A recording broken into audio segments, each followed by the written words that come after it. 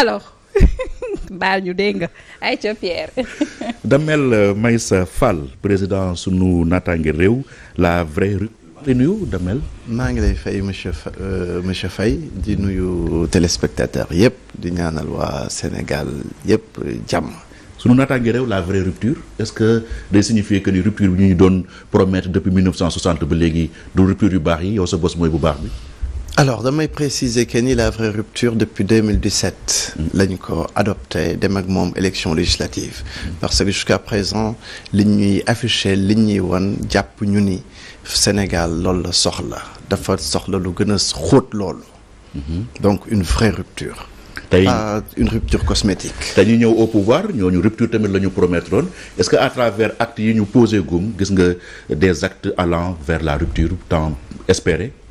Pour le moment, non. Je ne veux pas faire la fine bouche, je ne veux pas faire le pessimiste, mais pour le moment, en tout cas, ñun suñu naataange réew li nga xam ni moom la ñuy bind ak di ko wax depuis les élections de 2012 ak léegi ak li gars yi di proposer c'est en deçà de li nga xam ni moom la suñu naataange réew gëm. Président Bassirou Diomaye Faye depuis ba ñu ko falee ba léegi gisoo benn acte de rupture bu mu posé.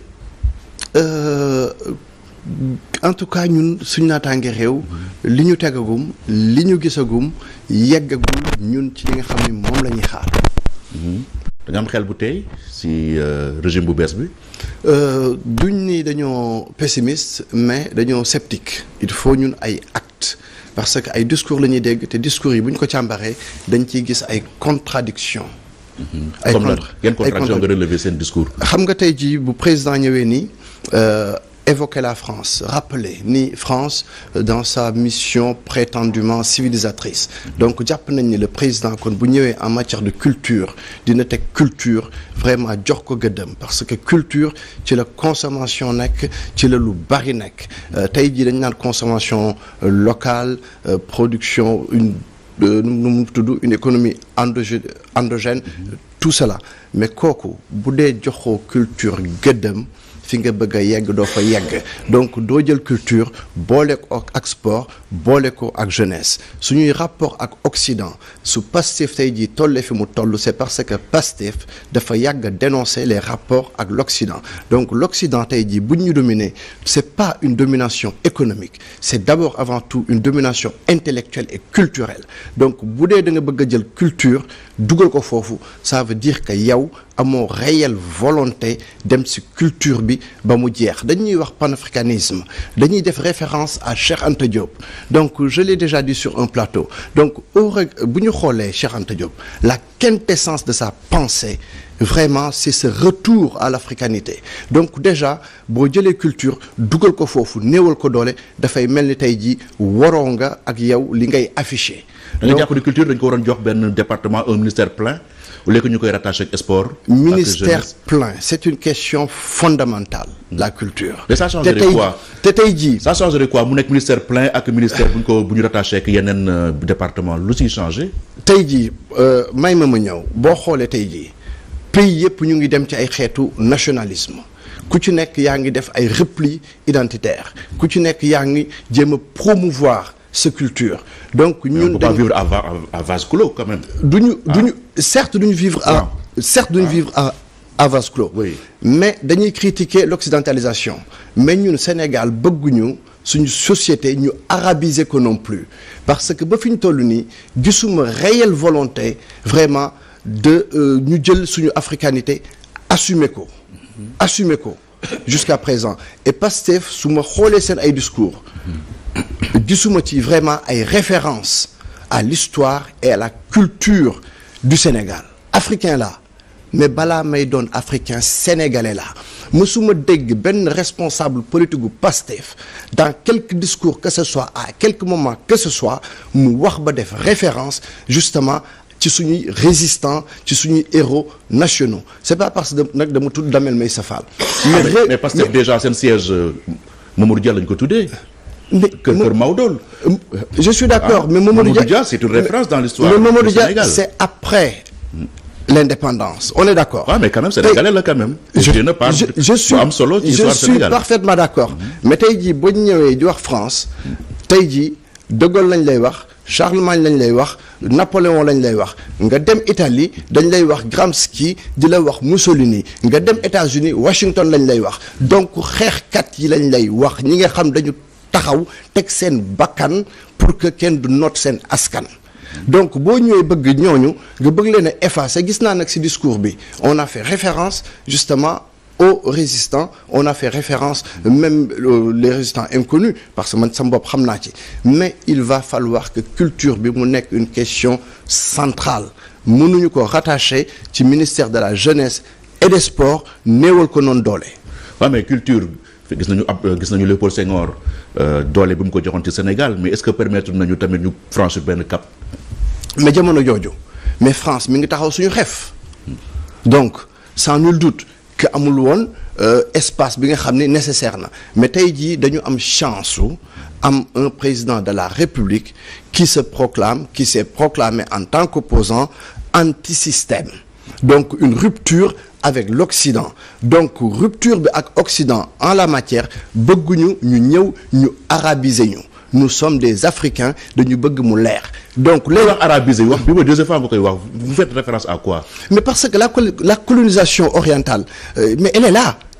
Mais elle est là. Et la société sénégalaise ñu ngi gis arabisation société sénégalaise bi tey jii ñu ngi ñuy wax ay enseignement de l'arabe dans nos établissements, mais pourquoi arabe? Pourquoi ñun duñu ñëw ci suñu ay langues nationaux ñu ñuy wax ay waxu arabe? Ñun dañu génn ci benn colonisation bëgguñu keneen kuñ dugalaat ci beneen colonisation. De maintenant, certes mais damay dégg ay idées généralisation et autres. Ñun dañu bëgg suñuy doom ñu jàngal leen langue boo xam ne daf leen di rattacher au monde et langue bi leen di rattacher au monde arabe yi bu ñu génnee seen réew anglais la ñuy làkk nit ñi dem Dubaï tey ñi dem Qatar tey anglais lañ fay làkk donc ñun bëgguñu suñuy doom ñu leen di jàngal arabe boo xam ne daf leen di confiner avec une partie du monde anglais bi nga xam ne moo lay connecté au monde anglais boobu lañ bëgg suñuy doom dès l'école primaire ñu jàngal leen anglais boobu mais également te tàggat leen aussi ci suñu ay langue nationale. kon da nga yaakaar ne dañoo bëgg jëlee des mains d'un maître confier ñu beneen maître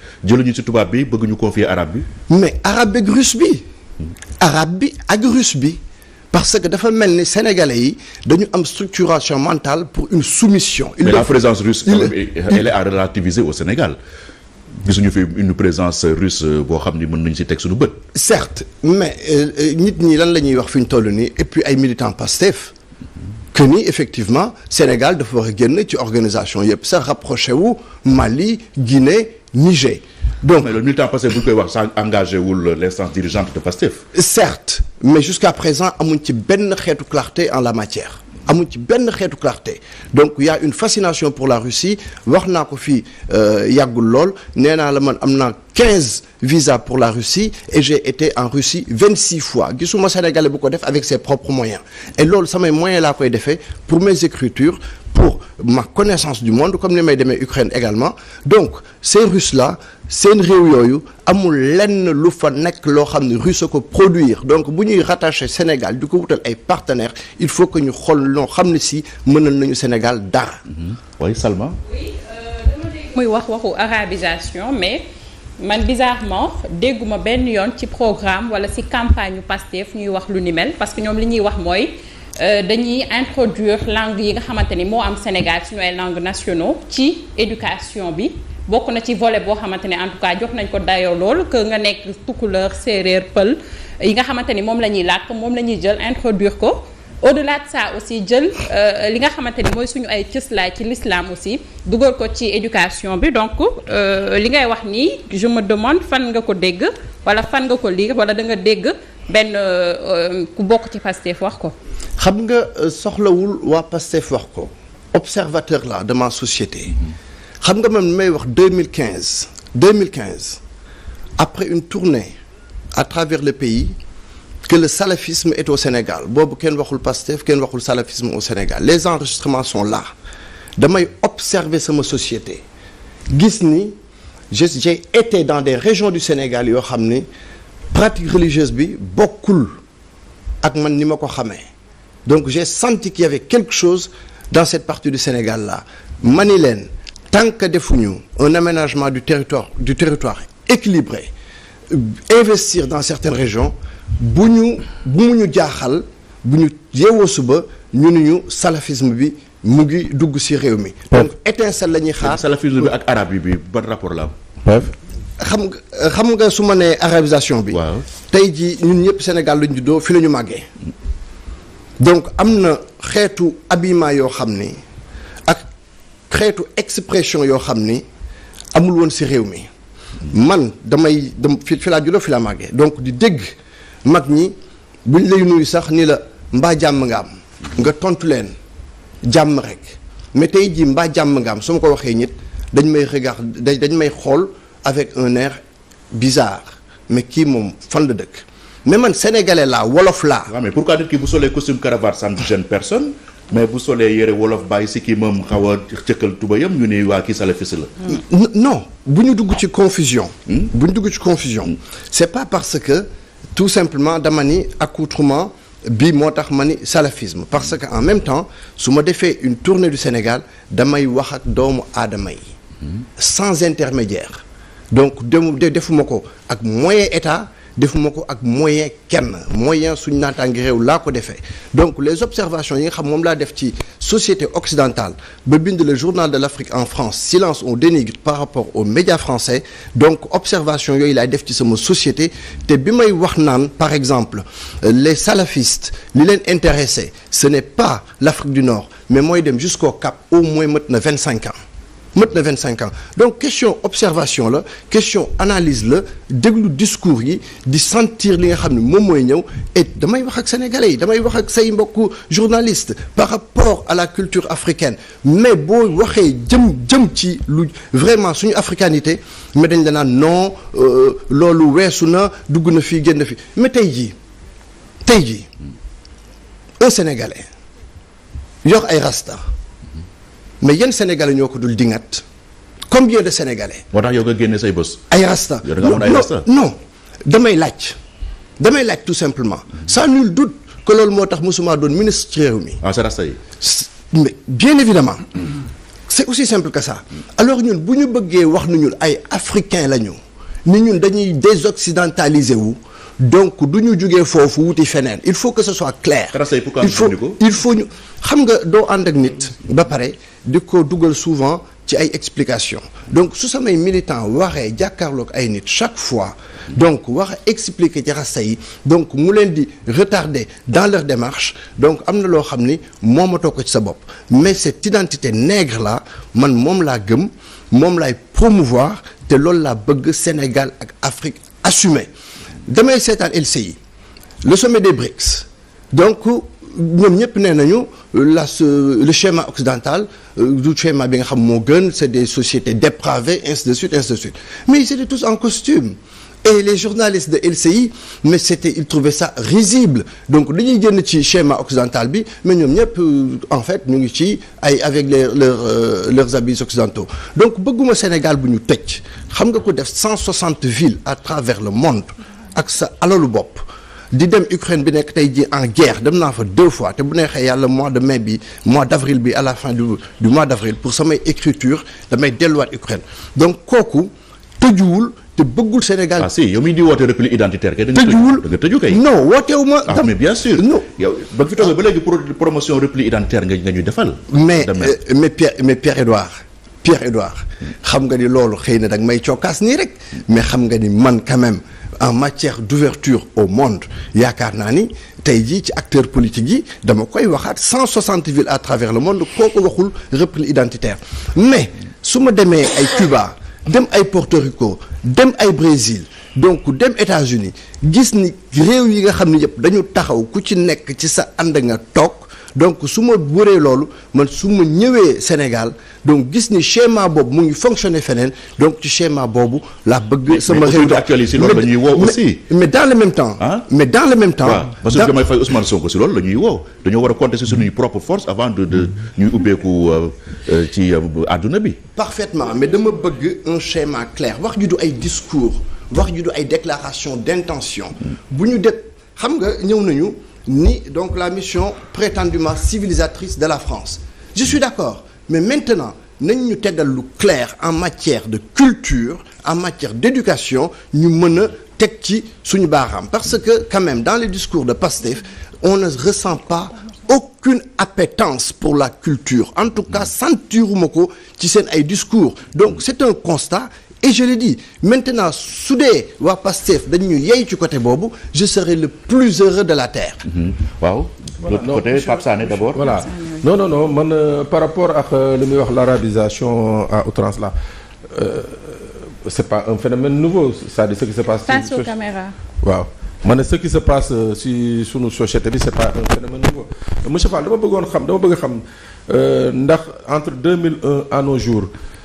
ñi nga xam ne mooy les fonds Qatar yi les fonds émirates yi nga xam ne ñi ngi ci àll bi comme ni nga koy waxee di financer ay jàkk di financer ay jumaa di financer ay école di financer ay teen wala ay rajo communautaire période boobu vous aviez pas vu ça ou bien yow yaa ngi soog a remarquer justement la présence de cette présence arabe là.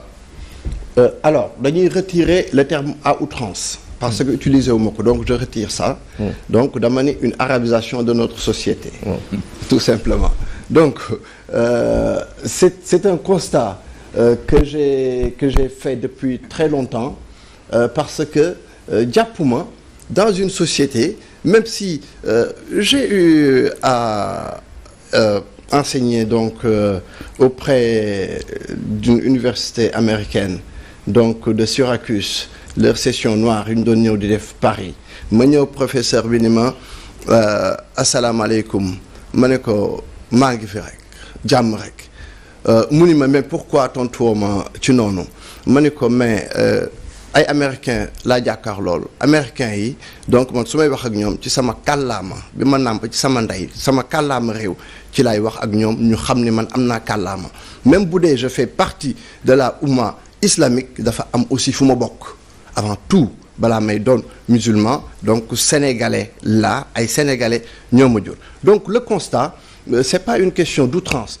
mais on voit un glissement boo xam ne bii mooy li ma doon wax sànq le sénégalais dafa mel ni amul cette capacité d'autonomie là cette am volonté moom boppam promouvoir li nga xam ni moom la moom loolu jotewul lenn ak repli identitaire jël li nga moom face au monde man su ma demee di wax ak ay ukrainiens ay italiens ak keneen mënuma ñëw di leen tegal ay éléments de culture yoo xam ni ay éléments de culture yu jógee feneen la li Sénégal moom lay promouvoir du ma promouvoir leneen loo xam ne nag jotewul lenn ak religion bi. mais mënoo ñëw di leen làkk wolof non plus parce que wolof bi boo génnee Sénégal génn sous région bi mënoo wax feneen. moo tax ma ni la anglais bi.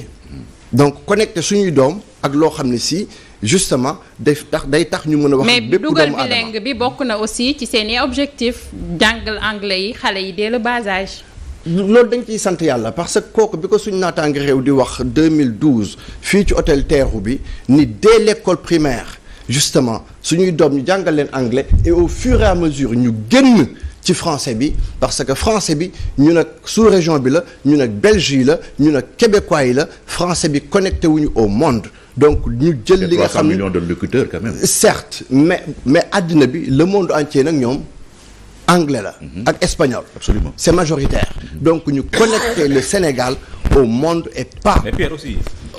et pas uniquement à la France. waaw Seydina. waaw c'est-à-dire que dafa am benn paradoxe bu ma si jaaxal quoi parce que Dambal Maysa mu ngi prôné à ce que vraiment ñuy utiliser suñu identité maanaam lu ñu moom alors que li gën a judicieux li gën a rafet mooy tey ji buy ñëw ci plateau bi mu sol sax yére wolof quoi comme ça buy ñëw ñu xam ne wax dëgg yàlla kii li muy woote lu dëgg la ci moom. mu sol caaya par exemple wala mu sol caaya wala mu kaalawu quoi. mais yaa ngi ñëw di jaay ay yére tubaab bu bëgg ñoo gëm.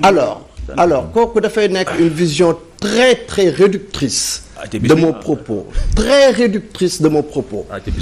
tey jii ay yére ay doomu aadama ñoo ko defar te defaruñ ko pour bii xeet wala bee xeet parce que wax naa ko ci président Bassirou Diomaye Faye il y a des symboles yaakaar naa ni bu ñuy jël tey jii les acteurs politiques yuy feeñ ci télé bi ci fi sol le plus de boubou africain waxuma ay Bazin ak ay Getzner parce que Bazin ak Getzner xëy na benn yoon wala ñaar yoon la ñu ma ko ci télé bi mais des tissus africains produits au Burkina Faso ou produits au Sénégal bu ñuy def les statistiques kenn du jiitu Damel Maysa Fall. ok preuve à l'appui. pourtant sànq yaa ngi ne ci sommet BRICS bi les journalistes occidentaux ñu ngi doon reetaan les dirigeants du BRICS parce que ils étaient habillés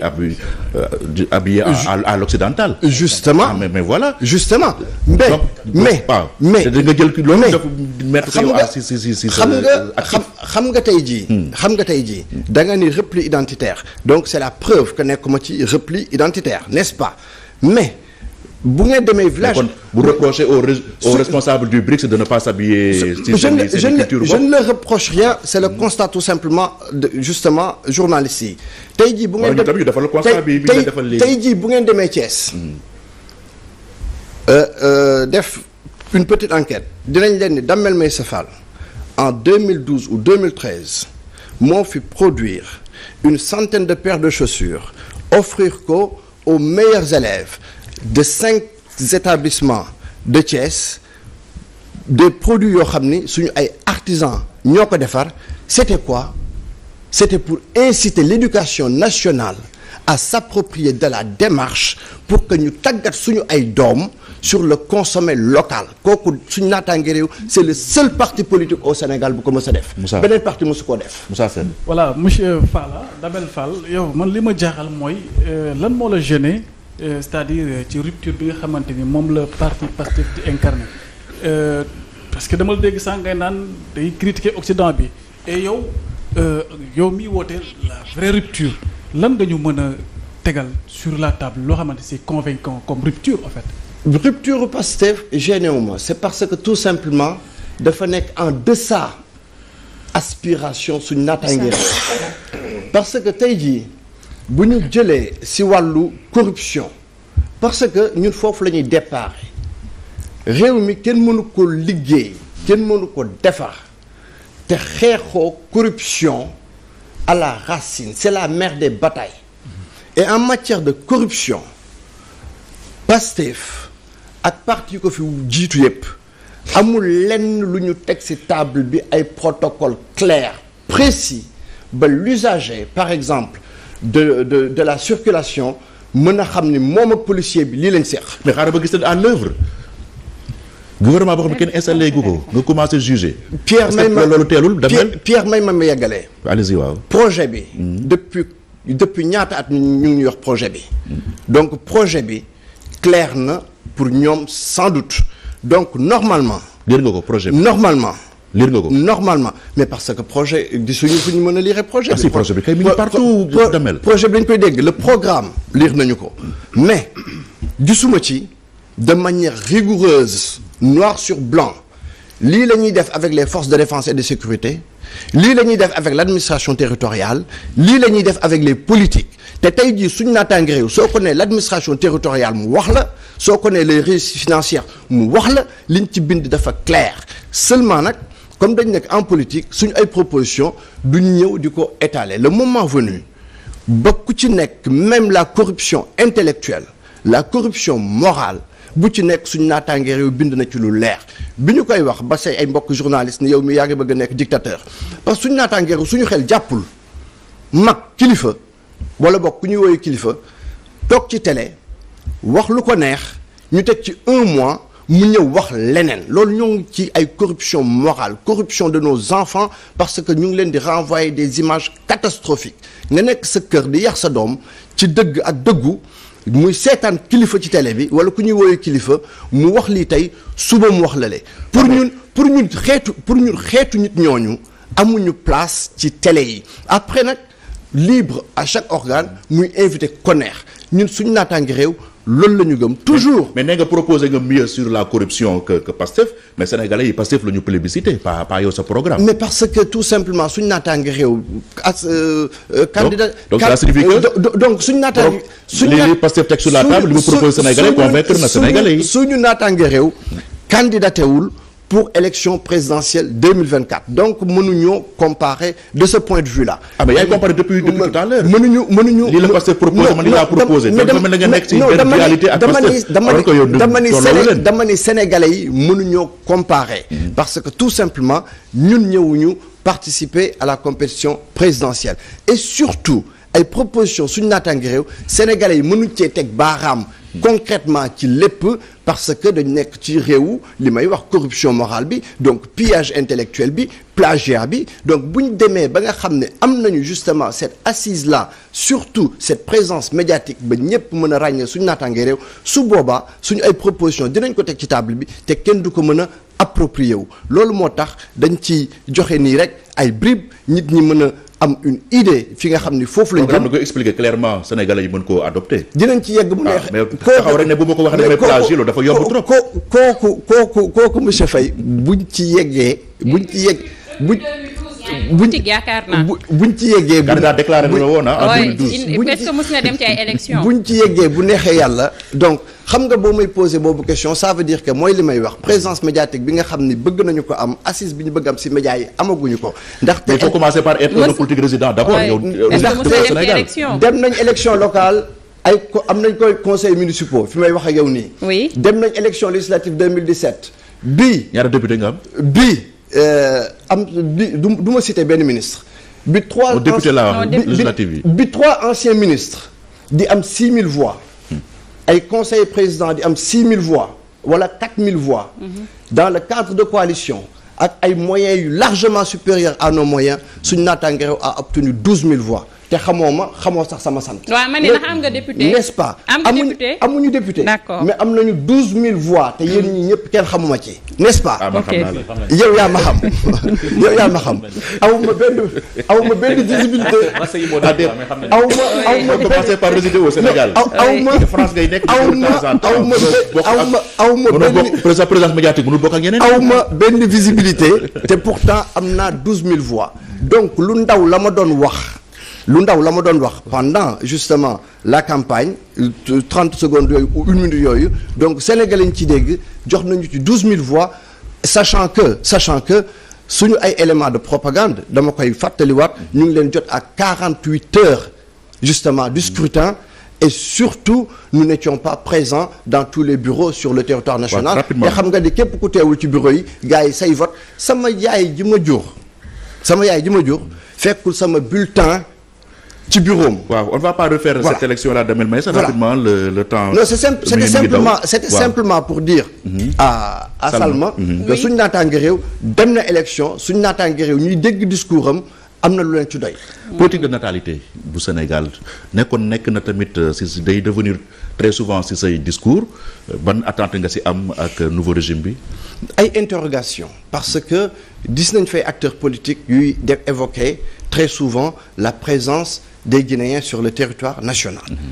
te kooku bu ñu koy wax question maa ngi dégg aussi ñu koy évoquer pression sur les services publics l'école la santé donc loolu dama bëgg donc le nouveau gouvernement wax ñu quelle est la politique de natalité bi nga xam ne ñoom moom lañ fas yéene adopté parce que ay infrastructure bu ñu koy defaruñ ko pour ay bëy defaruñ ko pour garab yi ay nit ñoo tax ñu koy def donc il faut ñu xam ñu mën a projeté wu par rapport ak ëllëg donc infrastructure yi dafa am ay population yoo xam ni ñoom la war a supporter donc en fonction des moyens de l'existant ban politique de natalité la ñuy adopté est-ce que dañuy ñëw dindi li nga xam ne moom la Sénégal doon def boobu ba léegi en matière de planning familial wala li Sénégal doon def ba léegi dañ koy wéyale wala boog la question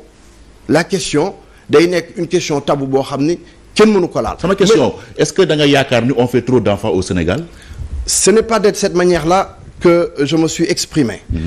dañoo fal un nouveau gouvernement et suñu naataange réew de manière légitime demande à ce nouveau gouvernement d'être précis en matière de politique de natalité. donc parce que foofu bu ma fa duggee. nga bëgg a muyoo ba pare nga bëgg gouvernement bi wax.